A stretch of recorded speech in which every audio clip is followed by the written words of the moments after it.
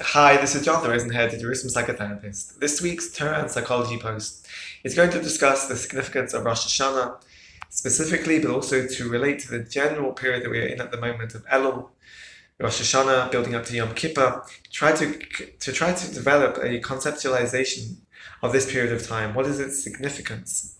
And in particular, we'll try to understand what is the nature of Rosh Hashanah that can help us to gain an appreciation for this period of time. What does it mean to go through these weeks of Elul? What does it mean to have Rosh Hashanah every year? And what does it mean to have Yom Kippur as well? So there is a minhag in Indian to go to the mikveh before Rosh Hashanah, before Yom Kippur.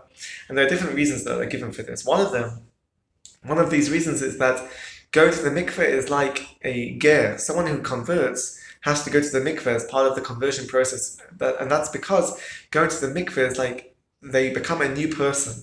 And a ger is like a newborn baby. So there is this physical, symbolic act of going into a mikveh, becoming a new person. They are like a newborn child. Ger shemitgayer kekatan shenoled dami. And so too, therefore, when we're in this period of time now, in Rosh Hashanah and Yom Kippur, that it's like we're going through a rebirth, so we are born again. It's a new opportunity. We're starting off afresh, like a newborn baby. And so too, we go to the mikveh. This symbolic act signifies this rebirth. And this rebirth is a spiritual rebirth. We are like a newborn baby that is starting off again, starting off as a baby on this process and development of spiritual growth, of spiritual development. And this can be likened to, from a psychological perspective, to the psychological development of a newborn baby, of a child.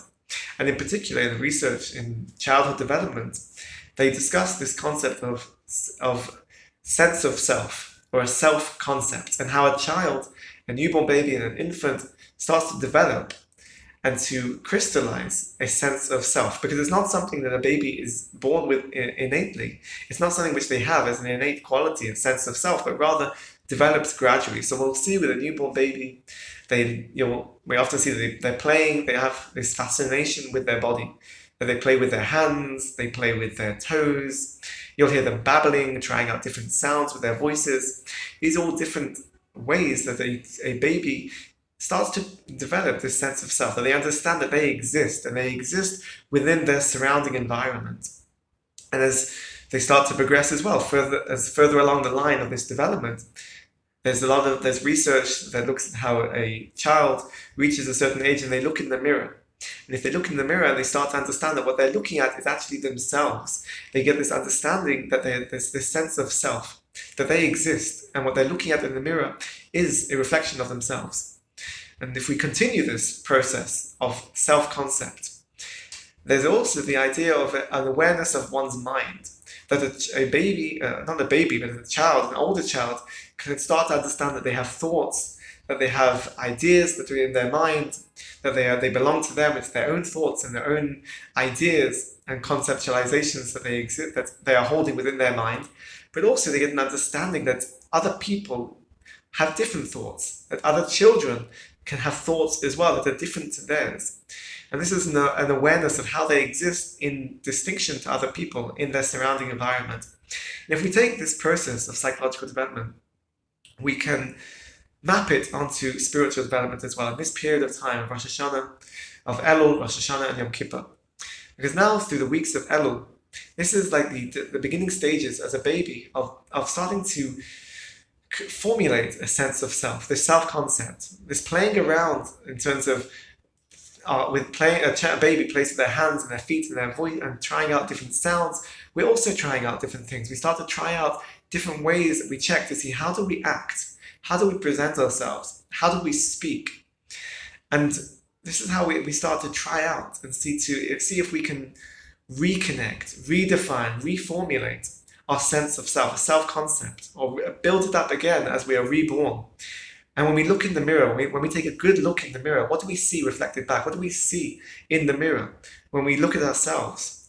This sense of self, this self-concept that we gain from Elul, what do we see in this mirror, and how do we want to perhaps change what we see reflected back at us? We get an understanding that this is we are looking at ourselves, and we are looking at ourselves through the mirror. It gives us an insight.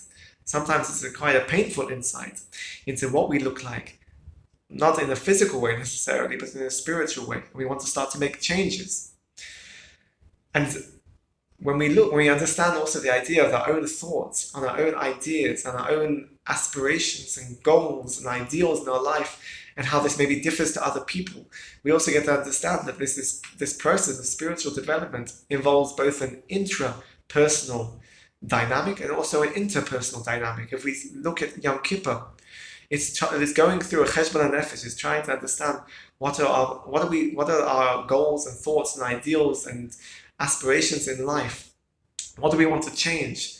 When we try and start to develop our self-concept and the sense of self, we understand that we have certain goals that we want to achieve in our life, and we have a way of living, but maybe that differs to other people. And sometimes it can cause machlokes, sometimes it can cause problems, it can cause problems bein adam lechaveru. This is where we get to Yom Kippur, this level of spiritual development that understands that there is this complexity of doing teshuvah for yourself, but also understanding that there is teshuvah that you need to do and to ask teshuvah from your friends, from other people, and awareness of that you exist, but you also exist within surrounding environment and interactions with other people. And if we focus on now, in terms of the fact that we are coming up to Rosh Hashana, what is the unique quality of Rosh Hashana? Well, in the development of self-concept, as we said, it's not innate. A child develops this gradually from the time they are born, and therefore the role of the parent is indispensable. It's an invaluable aspect of this development, that through the interactions with the parent, the parenting style, how they interact, the way that they speak, the compliments, it's the building blocks, it's the playground in a sense. And it's the learning ground to understand how a child can appreciate that they exist and can interact with their surrounding environment. The parent is the key role. This is their key role in how they function as a parent and in their interaction with their child. So in Rosh Hashana, on a basic level, but in a significant level, we get to understand that our spiritual development is because we have a parent in Shemayim. We have a relationship with a father in Shemayim. That Rosh Hashana is this time in the year where we can stop and actually appreciate the interaction that we have with the Kadosh Baruch Hu. How Kadosh Baruch Hu is always there, who has our interests at heart, guiding us, interacting with us, giving us encouragement. That is actually creating a framework and an infrastructure to create this environment for the development of a self-concept, a sense of self. So we have this process of Rosh Hashana, of Elul, Rosh Hashana, and Yom Kippur, in terms of crystallizing and formulating our sense of self. But let's try to stop, at least at this point, to focus on this integral aspect of Rosh Hashana and this quality of a relationship that we have with our parent in Shemayim to guide us and help us to develop a sense of self, our self-concept.